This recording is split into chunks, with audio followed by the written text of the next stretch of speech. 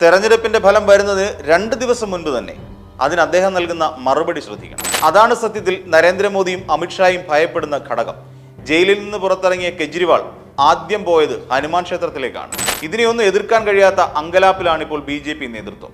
നരേന്ദ്രമോദി തന്നെ കൊണ്ടുവന്ന ഈ നിയമം മോദി തന്നെ തെറ്റിക്കുമോ എന്നറിയാനുള്ള ആശങ്കയിലാണ് ഇപ്പോൾ BJPക്ക് അകത്തുള്ളവർ. കോൺഗ്രസ് അടക്കമുള്ള പാർട്ടിക്ക് നാവുണ്ടാക്കി കൊടുത്തത് കെജ്രിവാളായിരുന്നു. കെജ്രിവാളിന്റെ ചോദ്യങ്ങൾക്ക് ഉത്തരം പറയാൻ കഴിയാതെ വീണ്ടും വർഗീയതയെ കൂട്ടുപിടിച്ചുകൊണ്ടാണ് നരേന്ദ്രമോദി മുന്നോട്ട് പോകുന്നത്. പലപ്പോഴും പല സംഘർഷ സമയങ്ങളിലും വേണ്ട വിധത്തിൽ പ്രവർത്തിക്കാനുള്ള ശേഷി രാഹുൽ ഗാന്ധി പുലർത്താറില്ല എന്നുള്ള ആരോപണങ്ങളും അദ്ദേഹത്തിനെതിരെ ഉയരുന്നുണ്ട്. ഒരു നേതാവ് എന്ന നിലയിൽ നിന്നുകൊണ്ട് പക്വത കുറഞ്ഞ പരാമർശങ്ങളും പ്രതികരണങ്ങളും നടത്തുന്നതും രാഹുൽ ഗാന്ധി പതിവാക്കിയിട്ടുമുണ്ട്. നമസ്കാരം. രാജ്യത്തിന് വരാനുള്ളത് ആപ്പിന്റെ യുഗമോ? നമുക്കറിയാം അതൊരു വല്ലാത്ത ചോദ്യമാണെന്ന്. എന്നാൽ അടുത്തിടെ നടക്കുന്ന ചില സംഭവങ്ങൾ പരിശോധിച്ചാൽ അതിന് അതെ എന്ന് ഉത്തരം പറയേണ്ടി വരും. തീഹാറിൽ നിന്നൊരു പ്രധാനമന്ത്രി ആകുമോ അടുത്ത തവണ രാജ്യം ഭരിക്കുക? മദ്യനയ കേസുമായി ബന്ധപ്പെട്ട് കേന്ദ്ര സർക്കാർ ജയിലിലടച്ച നേതാവാണ് അരവിന്ദ് കെജ്രിവാൾ. മുഖ്യമന്ത്രി ആയിരിക്കെ തന്നെ കേസിൽ അകപ്പെടുന്നു. മുഖ്യമന്ത്രി ആയിരിക്കെ തന്നെ ആ കേസിൽ ജയിലിനുള്ളിലാകുന്നു. വല്ലാത്ത ഒരു വിധിയായിരുന്നു അരവിന്ദ് കെജ്രിവാളിൻ്റേത്. ജാമ്യ കാലാവധി അവസാനിക്കുമ്പോൾ വീണ്ടും ജയിലിനുള്ളിലേക്ക്, അതും ജൂൺ മാസം 2-ന്. തെരഞ്ഞെടുപ്പിന്റെ ഫലം പുറത്തു വരുന്നതിന് 2 ദിവസം മുൻപ് തന്നെ. അതിന് അദ്ദേഹം നൽകുന്ന മറുപടി ശ്രദ്ധിക്കണം. ജൂൺ 2-ന് തിരികെ ജയിലിലേക്ക് മടങ്ങും. അവിടെ കിടന്നുകൊണ്ട് തെരഞ്ഞെടുപ്പിന്റെ ഫലം വീക്ഷിക്കും. താൻ കഠിനാധ്വാനം ചെയ്യുകയും ഇന്ത്യ മുന്നണി വിജയിക്കുകയും ചെയ്താൽ ജൂൺ 5-ന് തന്നെ തിരികെ എത്തും. ഇപ്പോൾ കഠിനാധ്വാനം ചെയ്തില്ലെങ്കിൽ എപ്പോൾ കണ്ടുമുട്ടാൻ കഴിയുമെന്ന് അറിയില്ലെന്നാണ് ജയിലിനെത്തിയ കെജ്രിവാൾ പറഞ്ഞത്. അതൊരു നിശ്ചയദാർഢ്യമാണ്, തെറ്റ് ചെയ്യാത്തവന്റെ നിശ്ചയദാർഢ്യം. ഒടുവിൽ ഏകാധിപത്യത്തിനെതിരായി ശക്തമായി താൻ ഇവിടെ തന്നെ ഉണ്ടാകുമെന്ന് സ്വന്തം അണികൾക്കും പ്രവർത്തകർക്കും നൽകുന്ന ഉറപ്പാണ് കെജ്രിവാളിന്റെ വാക്കുകൾ. അത് ജനം ഏറ്റെടുത്തു കഴിഞ്ഞു. മാധ്യമങ്ങളടക്കം അദ്ദേഹത്തിന്റെ വാഴ്ത്തുപാട്ടുകൾക്കായി സ്ഥലം കൊടുത്തു തുടങ്ങി. മറ്റൊരു പ്രസ്താവനയുടെ ഉള്ളടക്കം ശ്രദ്ധിച്ചാൽ ആം ആദ്മി പാർട്ടി എന്നൊരു ചെറിയ പാർട്ടിയുടെ ചെറിയൊരു നേതാവിനെ രാജ്യം മുഴുവൻ അടക്കി വാഴുന്ന പാർട്ടിയുടെ നേതാക്കൾ എത്രത്തോളം ഭയപ്പെടുന്നുവെന്ന് മനസ്സിലാക്കാം. അതിനെക്കുറിച്ച് കെജ്രിവാൾ പറയുന്നത് ഇങ്ങനെ: തൻ്റെ സെല്ലിനുള്ളിൽ 2 ക്യാമറകളാണുള്ളത്. അതിലെ ദൃശ്യങ്ങൾ നിരീക്ഷിക്കാൻ 13 ഉദ്യോഗസ്ഥരുണ്ട്. ഈ ദൃശ്യങ്ങൾ പ്രധാനമന്ത്രിയുടെ ഓഫീസിനും നൽകുന്നതായി അറിയുന്നു. പ്രധാനമന്ത്രിക്ക് തന്നോട് എന്തിനാണ് ഇത്ര പകയെന്ന് തനിക്കറിയില്ലെന്നും കൂടി കെജ്രിവാൾ പറഞ്ഞു വയ്ക്കുന്നു. കെജ്രിവാളിന്റെ തകർച്ചയെക്കുറിച്ച് കേൾക്കാൻ സദാസമയം പ്രധാനമന്ത്രി ആഗ്രഹിക്കുന്നു. താൻ നിരാശനല്ല.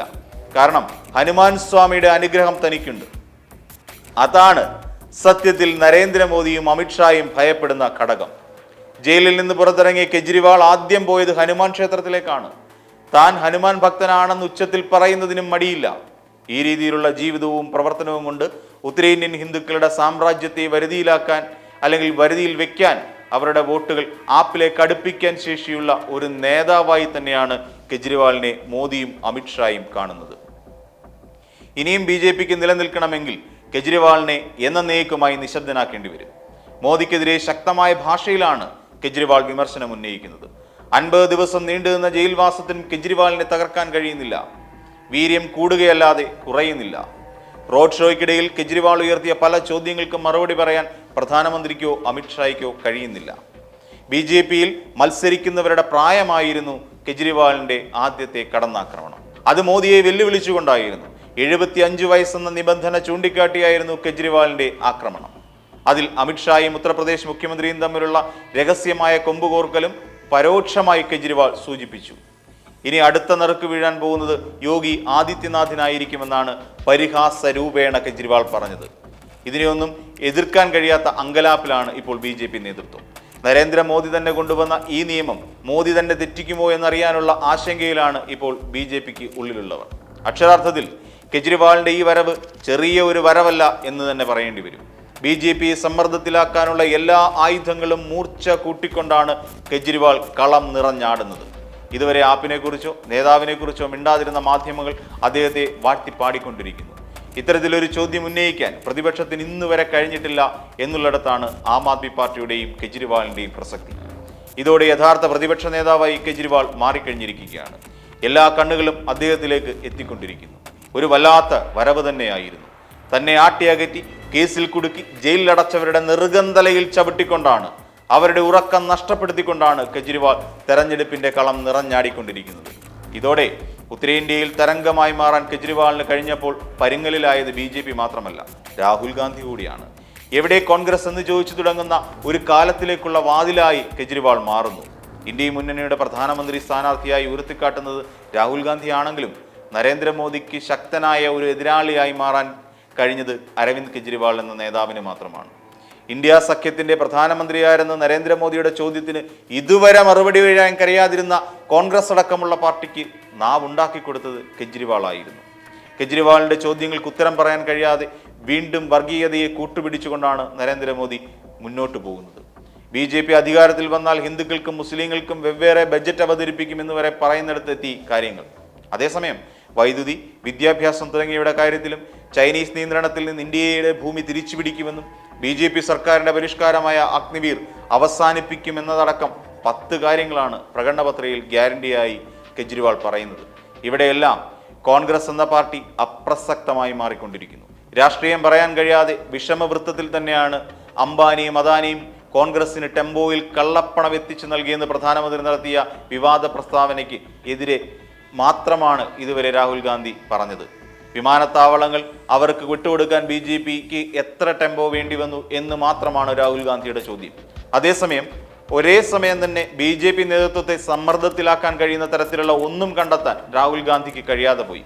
പതിവ് പോലെ BJPക്കും RSSനും എതിരെ ഭരണഘടനയെ ഇല്ലാതാക്കുമെന്നുള്ള പ്രസ്താവനകളും രാഹുൽ ഗാന്ധി ഉയർത്തുന്നുണ്ട്.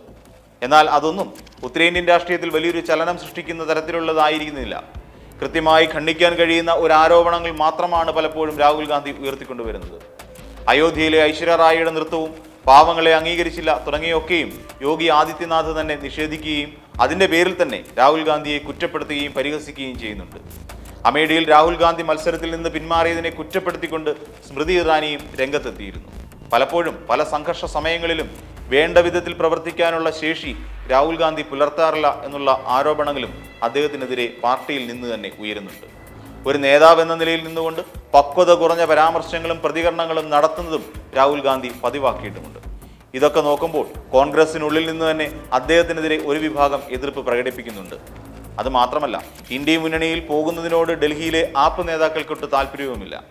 അതേസമയം ഇത്രയേറെ BJPക്കെതിരെ ശക്തമായ വാക്കുകൾ കൊണ്ട് BJP നേതാക്കളുടെ വായടപ്പിച്ച കെജ്രിവാൾ മുന്നിൽ നിന്നാൽ മുന്നണി കൂടുതൽ ശക്തമാകാനാണ് സാധ്യത. അതേസമയം കെജ്രിവാളിന്റെ ഈ വളർച്ച അല്പം ആശങ്കയോടെയാണ് കോൺഗ്രസ് നേതൃത്വം നോക്കിക്കാണുന്നത്. അതിനിടയിൽ അധികാരത്തിനോട് തനിക്ക് താല്പര്യമില്ല എന്നാണ് രാഹുൽ ഗാന്ധി വ്യക്തമാക്കിയത്. അധികാരം ജനങ്ങളെ സേവിക്കാനുള്ള ഒരു വഴി മാത്രമാണെന്നായിരുന്നു അദ്ദേഹത്തിന്റെ പ്രസ്താവന. അതുമാത്രമല്ല, ഇപ്പോഴത്തെ കോൺഗ്രസിന്റെ പ്രവർത്തനത്തിൽ അദ്ദേഹം ആശങ്കയും പങ്കുവച്ചു.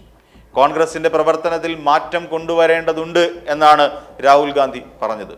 എന്നാൽ എന്ത് തരത്തിലുള്ള മാറ്റമാണ് കൊണ്ടുവരേണ്ടത് എന്ന് വ്യക്തമായി പറയാൻ അദ്ദേഹത്തിന് കഴിഞ്ഞതുമില്ല. ഇതൊക്കെ പ്രവർത്തകർക്കിടയിൽ ആശയക്കുഴപ്പമുണ്ടാക്കുന്ന പ്രസ്താവനകളാണ്. മുന്നണിയിലെ ഘടകകക്ഷികളെ തന്നെ ഒരുമിച്ച് കൊണ്ടുപോകാനുള്ള ശേഷിയാണ് BJPക്കെതിരെ ആയുധമെടുക്കുമ്പോൾ ഉണ്ടാകേണ്ടത്. ഇനി ആം ആദ്മി പാർട്ടി ആകെ മത്സരിക്കുന്ന 22 സീറ്റുകളിലേക്ക് മാത്രമാണ്.